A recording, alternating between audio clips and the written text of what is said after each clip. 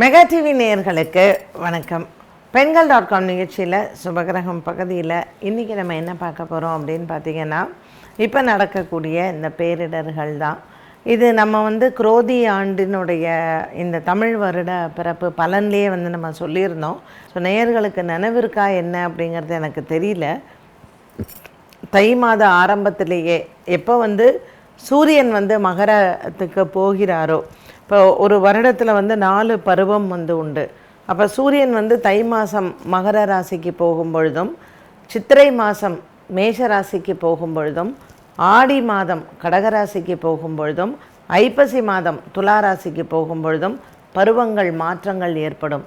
So சூரியனுடைய மாற்றத்தை வைத்து தான், சூரியன் தான் காலத்தை நிர்ணயம் செய்கிறவர். சூரியன் சந்திரன் 2 பேர் தான். அதான் இரவு பகல்னு இருக்கு இல்லையா. ஸோ காலத்தை நிர்ணயம் செய்கிற இந்த 2 பேரும் தான் இந்த இயற்கை பேரிடர்களுக்கு முக்கிய காரணகர்த்தாவாக இருப்பார்கள். அப்போ இந்த சூரியன் தை மாதம் நமக்கு மகர சங்கராந்தி பலன் அப்படின்னு வரும்பொழுதே, இந்த வருடம் தை மாதம், சித்திரை மாதம், ஆடி மாதம், ஐப்பசி மாதம், இந்த 4 மாதத்துலேயும் சூரியனுடைய பிரவேசத்தை வச்சு எப்படி பெரிய இயற்கை சீற்றங்கள் இருக்கும் அப்படிங்கிறது. இப்போ திருவண்ணாமலையில் நம்ம பார்த்தோம், ஒரு பாறை உருண்டு ஒரு 7 பேர், அந்த அந்த அந்த காட்சிகள்லாம் பார்க்கும் பொழுது மனசை ரொம்ப கஷ்டப்படுத்தி ரொம்ப பாதிக்கக்கூடியது. ஏன்னா நம்ம எதிரே பார்க்கல, இது என்ன இப்படி திடீர்னு அப்படின்னு சொல்லிட்டு. அப்போ நமக்கே இந்த மாதிரியான ஒரு ஷாக் இருக்குன்னா, அங்கே வாழறவங்களுக்கெல்லாம் எப்படி இருக்கும் இல்லையா. இதெல்லாம் எது இயற்கை மட்டும் நம்ம ப்ரெடிக்டே பண்ண முடியாது. எப்போ எந்த இடத்துல இயற்கை ஒரு சீற்றத்தை கொடுக்கும், இல்லை இயற்கை ஒரு அழிவை ஏற்படுத்தும் அப்படிங்கிறது காலத்திற்கு மட்டும்தான் தெரியும். அதனால தான் முடிஞ்ச வரையில் இயற்கையை நாம் பாதுகாக்க வேண்டும். அது என்றைக்காவது ஒரு நாள் நம்மளை திரும்ப அதோடைய கோபத்தை நம்ம மேலே காமிச்சிது அப்படின்னா, மனிதர்களாகிய நாம் தாங்கவே முடியாது இயற்கை. ஏன்னா நேச்சர் இஸ் வெரி பவர்ஃபுல்லுங்க. இயற்கையை எதிர்த்து ஒரு விஷயம் நீ பண்ணுற அப்படின்னா இறைவனால் கூட பண்ண முடியாது. ஏன்னா ஒவ்வொருத்தருக்கும் பகவான் இயற்கையிலேயே ஒரு சக்தியை கொடுத்துருக்கார். அது வருண பகவானாக இருக்கட்டும், வாயு பகவானாக இருக்கட்டும், நிலம், நீர், நெருப்பு, காற்று, பஞ்சபூதங்களுமே சக்தி வாய்ந்தது. ஸோ இந்த உலகமுடைய அழிவு பார்த்திங்கன்னா நீரினால் தான் அழிவு ஏற்படும். நீருக்கு அதிபதி யாருன்னா சந்திரன் தான். ஸோ சந்திரன் பாருங்கள், நம்ம குளிர்ச்சியான கிரகம்னு சொல்கிறோம், எவ்வளோ ஒரு மனதுக்கு அமைதியை கொடுக்குது சந்திரன், இதெல்லாம் சொன்னாலும் கூட அழிவை ஏற்படுத்துறது சந்திரன் தான். ஸோ காற்று எடுத்துட்டோம்னா, இப்போ இந்த புயல், சூறாவளி காற்று, இதெல்லாம் நம்ம சொல்கிறோம் தெரியுமா. இது என்ன கிரகம் இதற்கு அதிபதி அப்படின்னு பார்த்திங்கன்னா புதன் தான். இப்போ விருச்சிக ராசியில் சூரியனும் புதனும் இருக்காங்க, எங்கள் செவ்வாயோடைய வீட்டில் இருக்காங்க. ஸோ மழையோட அளவு அதிகரிக்கிறதுக்கும், இயற்கை சீற்றங்கள் அதிகமாக வருவதற்கும் இந்த சூரியன் செவ்வாய் வீட்டில் இருக்கிறதுக்கு ஒரு காரணமாக இருக்குது. இறை நம்பிக்கை இருக்கிறவங்களுக்கு கடவுள் எங்கே இருந்தாலும் அந்த நம்பிக்கையை காப்பாற்றுவார். ஸோ பெரிய தண்ணி அப்படியே வருதுன்னா கூட வாசல் வரைக்கும் போயிடும். ஆனால் ஒரு அழிவு ஏற்படுது அப்படின்னு சொன்னால் கண்டிப்பாக அவங்களுக்கெல்லாம் ஏதாவது ஒரு சாபம் இருக்கலாம், இல்லை அவங்களுடைய வம்சாவளிகளில் ஏதாவது பாவங்கள் இருக்கலாம். அந்த அந்த பாவை உருண்டு வரணும் அப்படின்னா அது எங்கே வேணாலும் விழுந்திருக்கலாம் இல்லையா.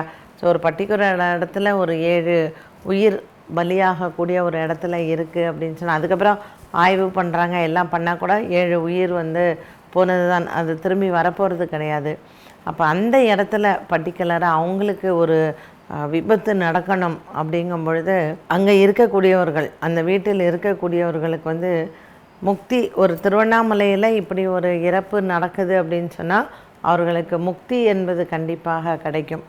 அதில் எந்த விதமான சந்தேகமும் இல்லை. ஆனால் இப்படி ஒரு டெத் இருக்கணுமா அப்படிங்கிறதுக்கு அவங்களுடைய தனிப்பட்ட ஜாதக நிலைகளும் கண்டிப்பாக இருக்கும். கர்மாவை அனுபவிக்காத மனிதர்கள் கிடையவே கிடையாது. அவங்கவுங்க கர்மாவை அவங்கவுங்க அனுபவித்து தான் தீர வேண்டும். இந்த இயற்கை சீற்றம் இதுக்கு மேலே இப்போ டிசம்பரில் ஐயோ ஒரு சுனாமி டேட்டு 26 டிசம்பர், இது வந்தால் என்ன பாதிப்பு இருக்கும், திரும்பவும் ஒரு சுனாமி வருமானு. இந்த புயல் பாருங்கள், இப்போ வந்த புயல் யாராலையுமே ஒன்றுமே ப்ரெடிக்டே பண்ண முடியல. கரையை கடந்துருச்சுங்கிறாங்க, கரையில் இன்னும் கடக்கலை அப்படிங்கிறாங்க. ஸோ ஒரு ஒரு பே ஆஃப் பெங்காலில் அது வந்து உருவாகி போய் அது அரேபியன் சீக்கு வந்து போச்சு. என்ன ஒரு இயற்கையினுடைய ஒரு அழகான ஒரு விளையாட்டை வந்து நம்ம பார்க்கலாம். இது இறைவனினுடைய லீலை அப்படின்னு கூட சொல்லலாம் இல்லையா? ஸோ இயற்கையை நாம் வணங்குறதோ இல்லை இயற்கைக்கு வந்து இப்போ ஒரு இயற்கையை காப்பாற்றாமல் போகும் பொழுது இந்த மாதிரியான பேரிடர்கள் எல்லாமே வந்து பார்க்கணும். ஸோ ஸ்ரீலங்காவில் பார்த்திங்கன்னா அங்கே பயங்கர மழை வெள்ளம், ஒரு பக்கம் சிங்கப்பூரில் எடுத்துக்கோங்க, அங்கே பயங்கர மழை வெள்ளம். நம்ம வந்து நம்மளை மட்டும்தான் வந்து பார்க்குறோம். நம்ம இதில் ஸ்ரீலங்காவில் என்ன மாதிரியான ஒரு பாதிப்பு இருந்ததோ சிங்கப்பூர்லேயும் இந்த பாதிப்பு இருக்க தான் செஞ்சது. மழை நிறையா இருந்தது. ஸோ மற்ற நாடுகள்லேயும் நீங்கள் எடுத்துட்டிங்கன்னா மழை நீரினால் வந்து அழிவுகள் அப்படிங்கிறது திடீர்னு நம்ம அமெரிக்காவில் வந்து பார்த்தோன்னா பயங்கர ஸ்டாம், விண்டு வந்து ரொம்ப ஜாஸ்தியாக இருந்தது.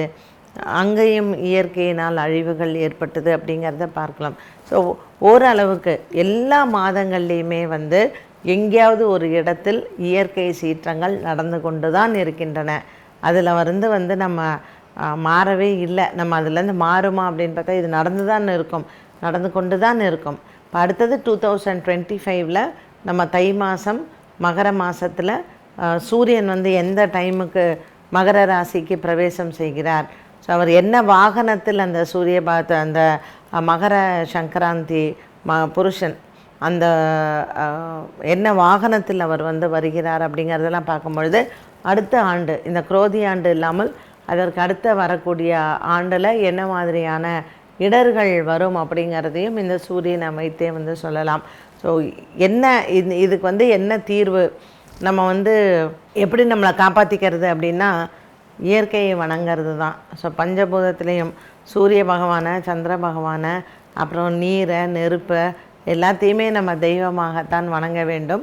இதனால் நமக்கு எந்த பாதிப்பும் இருக்கக்கூடாதுன்னு இறைவனால் மட்டும்தான் நம்மளை வந்து காப்பாற்ற முடியும்.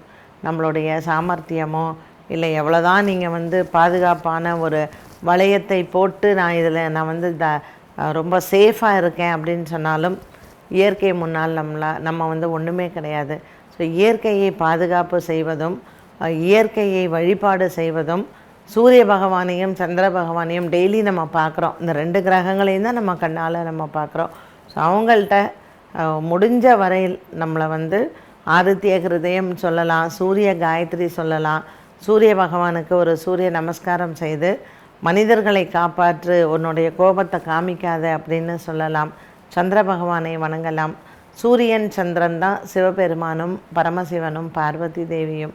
ஸோ அந்த அண்ட சராசரத்தையும் ஆளக்கூடிய அவர்கிட்ட போயிட்டு நம்ம தஞ்சம் புகுந்து மக்களை காப்பாற்றணும்னு சொல்கிறத தவிர, சரணாகதி அடையிறத தவிர வேறு வழியே வந்து கிடையாது.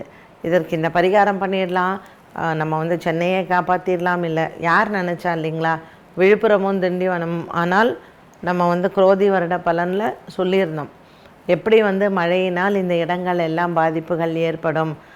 திண்டிவனமாக இருக்கட்டும், விழுப்புரமாக இருக்கட்டும், கடலூராக இருக்கட்டும், சென்னைக்கு பேரு அளவுக்கு எந்த விதமான பாதிப்பும் வராது அப்படிங்கிறத குரோதி வருட பலன்லேயே நம்ம சொல்லியிருந்தோம்.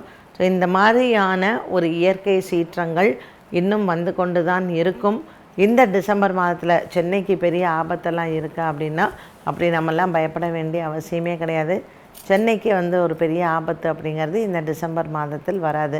இருந்தாலும் தை மாதம் மகர மாதத்தில் சூரியனினுடைய பிரவேசம் மகர மாதத்திற்குள்ள மகர ராசிக்குள்ளே சூரியன் போகும்பொழுது எப்படி அடுத்த வருடம் இருக்கும் அப்படிங்கிறத நம்ம பொறுத்திருந்து தான் பார்க்க வேண்டும். இந்த வருடத்தில் இந்த டிசம்பர் மாதத்தில் இன்னும் மழை இருக்கா, இன்னும் இடர்பாடுகள் எல்லாம் இருக்குமான்னா நமக்கு வந்து டிப்ரெஷன் ஃபார்ம் ஆகிறது, இந்த மாதிரியான ஒரு சைக்ளோனிக் இதெல்லாம் இன்னும் ஒரு 1 or 2 வந்து இந்த வரக்கூடிய மார்கழி மாதத்தில் வந்து வரலாம். இப்போ கார்த்திகை மாதம் முடிஞ்சு மார்கழி மாதத்தில் வரக்கூடிய வாய்ப்புகள் வந்து உண்டு. பட் நமக்கு சென்னையை பொறுத்த மட்டும் நம்ம வந்து சேஃபாக இருக்கலாம், எந்த விதமான பயமும் தேவையில்லை. என்ன நேயர்களே, இன்றைய Pengal.com நிகழ்ச்சியில் சுபகிரகம் பகுதியில் அனைவருக்குமே சில பயன் தரக்கூடிய தகவல்களை பகிர்ந்துக்கிட்டோம். மீண்டும் சந்திக்கும் வரை நன்றி, வணக்கம்.